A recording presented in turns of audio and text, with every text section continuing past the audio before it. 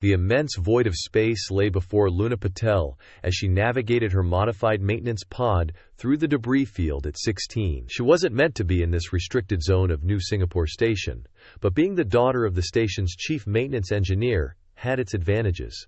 She was well acquainted with all the blind spots in the sensor grid, the maintenance schedules, and, most importantly, she knew precisely when the patrol ships would be preoccupied with routine cargo inspections. Luna's dark eyes reflected the eerie blue glow of her neural interface as she deftly maneuvered the pod's controls. Her father would ground her for life if he discovered her out here, but the signal she had picked up during her late-night tinkering sessions was too fascinating to overlook. Something in this debris field was still active, still operational, after what seemed like centuries of abandonment. Just a little closer, she murmured to herself, her fingers gliding across the holographic controls. The pod's lights illuminated twisted shards of metal and frozen remnants of what must have been a colossal battle. Yet, amidst the wreckage, something drew her attention. A perfectly preserved section of hull, its surface adorned with intricate geometric patterns that seemed to shimmer despite the thick layer of space dust. Luna checked her oxygen reserves. 3 hours remaining. Ample time to investigate. She engaged the pod's magnetic locks and readied herself for EVA. Her heart raced as she double-checked her suit seals, not out of fear but pure exhilaration. This was unlike her usual salvage missions, where she gathered spare parts for her experiments. This was different. The entire section led to an airlock that surprisingly still responded to external commands. As Luna floated through the opening, her suit's lights revealed corridors that didn't resemble any known human or allied species design. The architecture was organic, yet geometric, with walls that appeared to pulse with faint traces of energy. Incredible, Luna breathed, her words fogging her helmet momentarily. Her scanner detected a power signature deeper within the ship. Whatever was generating it had been running for centuries, defying the harshness of space. As she propelled herself down the corridor, following the signal, she noticed how the interior seemed untouched by battle damage. This part of the ship must have been protected in some way. The power signature led her to a chamber that made her gasp. Unlike the austere corridors, this room was clearly intended for ceremony. Pedestals lined the walls, each displaying what appeared to be artifacts of immense technological sophistication. But it was what stood in the center that made Luna's heart race. A suit of armor floating in a containment field, its surface a deep violet that seemed to absorb her suit's light. It wasn't bulky like modern space armor. Instead, it was sleek, almost liquid in appearance. Symbols scrawled across its surface in patterns that made Luna's eyes blur if she stared too long. As she approached, her neural interface suddenly crackled with activity. Lines of alien code streamed across her vision, and a voice spoke directly into her mind, bypassing her suit's communications entirely. Genetic anomaly detected. Processing compatible host found. Initiating integration protocol. Luna tried to retreat, but the containment field had already enveloped her. The armor began to move, pieces flowing like liquid metal. Her training urged her to resist, to call for help, but her curiosity, the same curiosity that had drawn her to explore this wreck, kept her still. "What are you?" she managed to ask, as the armor began to merge with her suit. "I am Nexus, the last guardian of the Crayon Legacy," the voice responded. "And you, Luna Patel, possess something we thought impossible in humans, the ability to merge with our technology.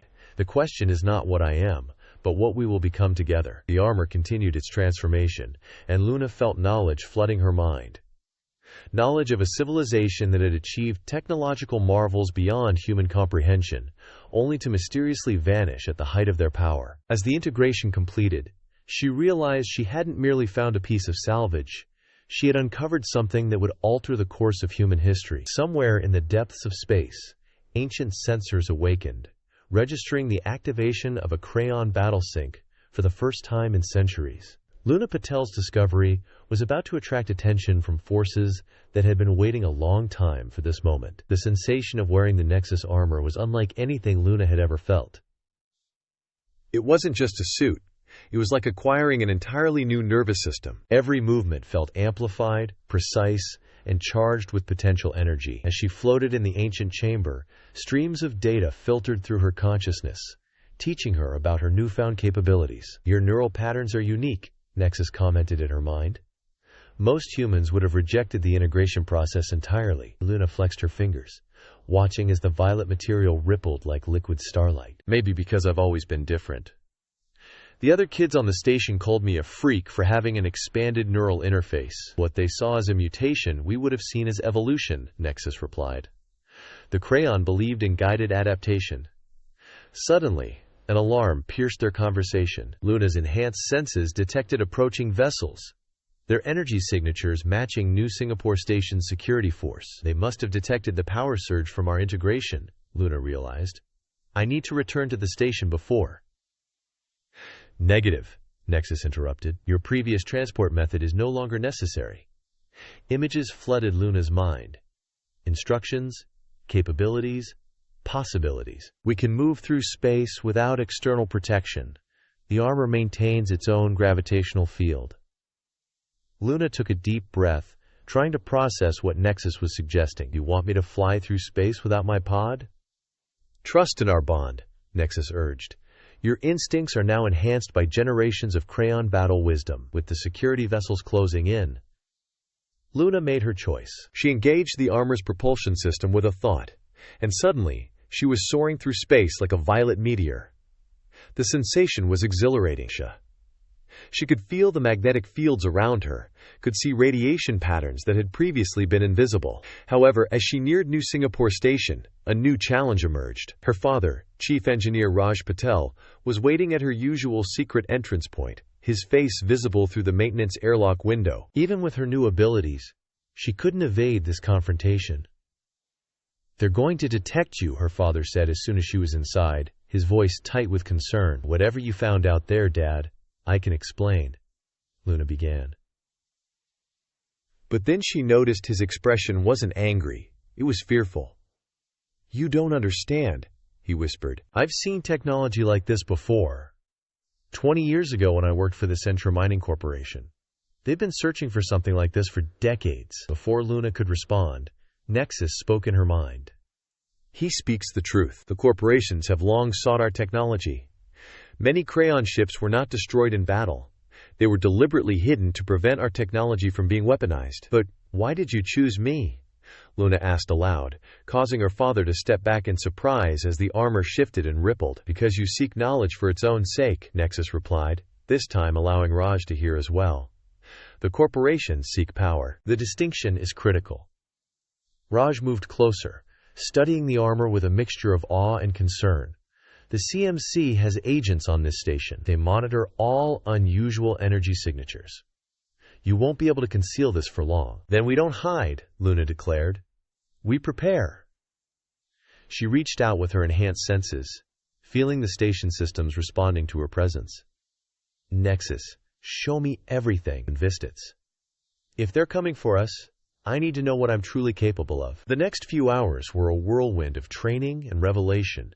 In the maintenance sector's zero-gravity chamber, Luna learned to manipulate energy fields, generate shields, and move in ways that defied conventional physics. The armor responded to her thoughts with increasing speed, as if their bond was strengthening by the minute. However, during a brief rest period, Nexus shared something troubling. "There is another reason I chose you, Luna. The crayon did not vanish by choice. We were fleeing from something that may soon return." "What were you fleeing from?" Luna asked. But before Nexus could respond, the station's emergency alarms began to blare. "Multiple ships dropping out of FTL," Raj announced, checking his terminal. Their signatures, CMC Heavy Response Units. Luna stood, the armor humming with energy. "How long do we have?"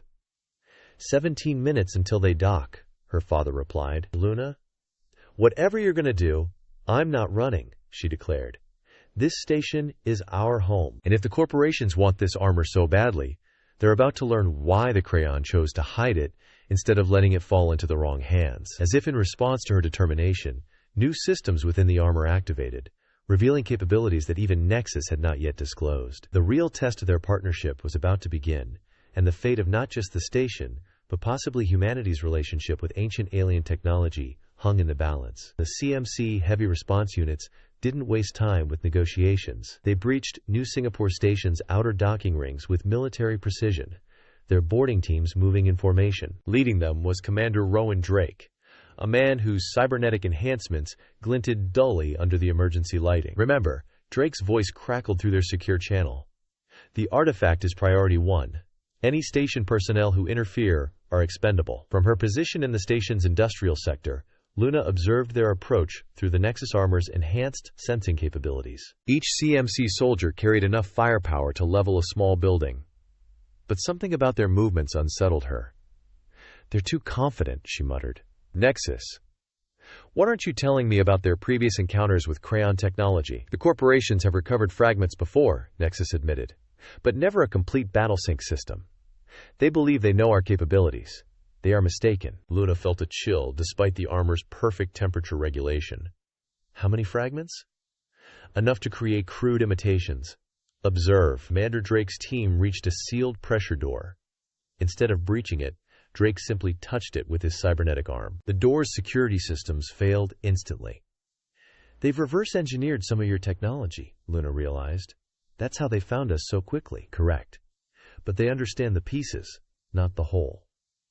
The true power of the Crayon was never in our weapons or defenses alone." Below them, Drake's team split into 3 groups. Luna's father had helped evacuate the civilian sectors, but she could still sense hundreds of station personnel going about emergency protocols, unaware of the true danger approaching. "Time to demonstrate the difference between imitation and original," Luna declared. She reached out with her mind, connecting to the station systems in ways that would have been impossible hours ago. The industrial sector came alive around her. Manufacturing robots, maintenance drones, and assembly lines, all responding to her commands through the armor's interface. Drake's first warning was the sound of metal twisting behind his team. The maintenance corridor they had just passed through sealed itself, the walls literally flowing together like liquid steel. Ahead, the cargo loading systems began moving with deadly purpose, their robotic arms now weapons under Luna's control. "Impossible," Drake snarled, firing his plasma rifle at an approaching loader. "The artifact shouldn't be capable of this level of system integration. You understand so little of what the Crayon could do," Luna's voice echoed through the station's comm systems. "Let me demonstrate." The battle that followed was unlike anything in human military history. Luna moved through the station like a ghost, the armor allowing her to phase through walls, while remaining perfectly solid when she chose to strike. Every system she touched became an extension of her will. Environmental controls, power distribution, even the artificial gravity. Drake's teams found themselves battling the station itself. Corridors would suddenly rotate, leaving them walking on walls or ceilings.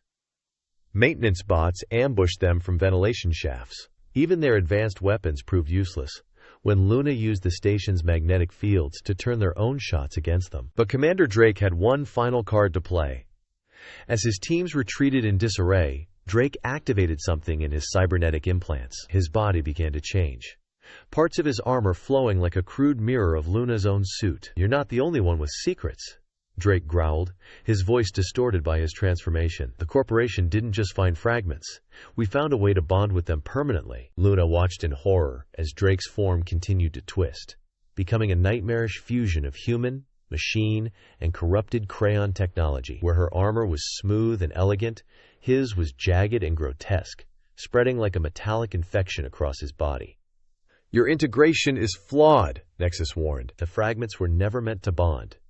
Drake roared, launching himself at Luna with impossible speed. The impact sent them both crashing through multiple deck levels, structural integrity alarms blaring in their wake. As they fought through the station's lower levels, Luna began to grasp the true horror of what the corporations had done. They hadn't just found Crayon technology. They had attempted to force it to bond with unwilling hosts, creating abominations that were neither human nor machine. "You feel it, don't you?" Drake laughed as they grappled in zero gravity. "The power. Why should it be limited to one girl who got lucky?" "Back." "Because," Luna replied, finally understanding what Nexus had been trying to teach her. "The power was never meant to be taken. It has to be earned." With that realization, Luna felt the last barriers between her consciousness and the armor dissolve. She wasn't just wearing the suit anymore. They were truly one entity. Guided by both human intuition and Crayon wisdom, the station systems responded to her will faster than thought. and even Drake's corrupted powers couldn't match their perfect synchronization. The battle's conclusion was swift and decisive. Luna used the station's cargo magnets to literally tear the corrupted fragments from Drake's body, his screams of rage turning to simple human pain as his transformation reversed. His team, witnessing their leader's defeat, retreated to their ships in disarray. But as Luna stood victorious in the wreckage of the battle, Nexus shared a troubling thought. They will return with more fragments, more abominations. And what they've done to your kind is just like before, just like what drove us into hiding. Luna looked at Drake's unconscious form, at the scars where the corrupted technology had merged with his flesh. What do you mean, just like before? The true threat we fled from, Nexus replied, wasn't an enemy we could fight. It was the corruption of our own technology turned against its purpose by those who sought power at any cost. And now, after all these centuries, it's happening again through their bond. Luna felt the weight of this revelation. The battle for New Singapore Station wasn't the end. It was merely the beginning of something much larger. Somewhere out there, the original corruption that had driven the Crayon into extinction was still waiting, perhaps drawn back to this realm by the very forces humanity had unwittingly awakened. In the aftermath of the battle, New Singapore Station buzzed with tension and whispered rumors. The official story was that a corporate raid had been repelled by advanced defense systems. But those who had witnessed Luna's fight with Drake knew the truth was far stranger. Luna stood in her father's private lab, surrounded by holographic displays showing the analysis of Drake's cybernetic remnants. Raj worked silently, his expertise in alien technology finally finding its true purpose. The corruption isn't just physical, he announced, pointing to a microscopic scan.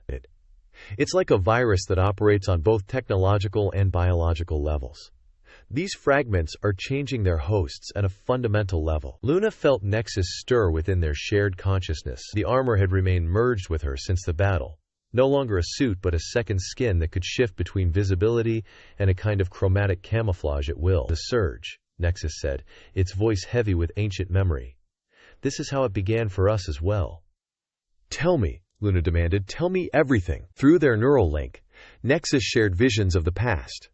The Crayon had been a species that achieved perfect harmony between biological and technological evolution. Their battle-sync armors were the pinnacle of this achievement, a technology that could adapt to its users' needs while maintaining the balance between enhancement and humanity. But then came the surge, a paradigm shift in their technology that promised even greater power. Some Crayon embraced it, allowing their armor to modify their bodies and minds beyond recognition. They became something new, something hungry for more change, more power.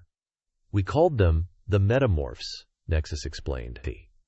They weren't content with harmony. They wanted transformation at any cost. When we refused to join them, they turned our own technology against us. And now the corporations are accidentally recreating them, Luna realized. Drake wasn't just using corrupted technology. He was becoming a new metamorph. Their discussion was interrupted by an alert from the station's long-range sensors. Raj pulled up the data, his face paling. Multiple ships dropping out of FTL, but these aren't corporate vessels. The ships that appeared on the scanner were unlike anything in human records. Their hulls seeming to flow and shift, geometric patterns morphing into organic shapes and back again. Luna felt Nexus's recognition and fear. They followed the activation signal, Nexus said. The original metamorphs. They'd been waiting all this time. Spreading through the dark spaces between galaxies, evolving, the alien fleet took up position around the station, their mere presence causing disruptions in local spacetime. Sensors struggling to maintain coherent readings. A transmission cut through all communication channels, its message broadcasting in a language that hurt human ears, but which Luna, through Nexus, could understand perfectly. The seed we planted has finally flowered, the voice said. Your corporations have prepared the way, little humans. The surge will continue. Through their enhanced senses, Luna and Nexus watched in horror as the corrupted fragments in Drake's cybernetics began to resonate with the metamorph ships. All across human space, similar fragments would be activating, calling to their creators, beginning transformations that their users couldn't hope to control. We have to stop this, Luna declared. There must be a way. There is, Nexus admitted reluctantly. The Crayon didn't just hide their technology. They created a failsafe, a way to purge the corruption from all connected systems. But using it would require sacrificing much of what we've built together. All crayon technology, corrupted or pure, would be rendered inert. Luna looked at her father, who nodded gravely, said. Sometimes, Raj said, the only way to stop an infection is to burn it out completely. But before they could act, the station shuddered as the metamorph ships began their approach. Their entire geometries became more aggressive, weapons of unimaginable power charging for attack. The final confrontation between past and present, between harmony and corruption, was about to commence. Luna felt power building in the Nexus armor, responding to her determination. She might have to sacrifice her connection to this extraordinary technology. But first, she would use every bit of its power to protect her home and prevent history from repeating itself. We have one advantage they don't expect, she stated, watching the alien fleets approach. They think humanity is weak, ready to be transformed. They don't understand that sometimes staying human is the strongest choice we can make. As if in response to her words, the Nexus armor began to reveal its final secrets, capabilities that even the crayon had never fully explored. Born from the perfect harmony between human insight and alien wisdom, the true legacy of the crayon wasn't in their technology, but in their understanding of balance. And Luna was about to impart that lesson to beings who had forgotten it ages ago. The void around New Singapore Station erupted into chaos as the Metamorph fleet launched their assault. Their ships moved like living entities, weapons firing beams that didn't just damage matter. They rewrote it, transforming metal and molecules into twisted new forms that defied physics. Luna stood at the heart of the station, the Nexus armor pulsing with energy as she connected to every system, every circuit, and every power conduit. Through their bond, she and Nexus discovered something the Metamorphs had forgotten centuries ago. True strength comes from partnership, not domination. Their attack pattern is familiar, Nexus observed as Luna dodged another transformation beam. They still think like predators, seeking to consume and convert. Then let's show them something new, Luna replied, implementing a plan that was neither purely human nor purely Krakon, but something uniquely their own. She reached out to the station's quantum communications array, broadcasting on frequencies that the Metamorphs couldn't ignore. But instead of sending data or weapons fire, she shared memories. Her childhood on the station, her father's patient teachings, the joy of discovery, the power of choosing connection over control. The Metamorph ships faltered, their geometric patterns stuttering as they encountered something their corrupted logic couldn't process. Genuine human emotion, amplified and focused through crayon technology. Your species had this potential all along, Luna broadcasted to them. Before the surge, before the corruption, you understood the beauty of balance. The largest Metamorph ship shifted its surface, rippling as it took on a more organic form. A voice responded, different from before.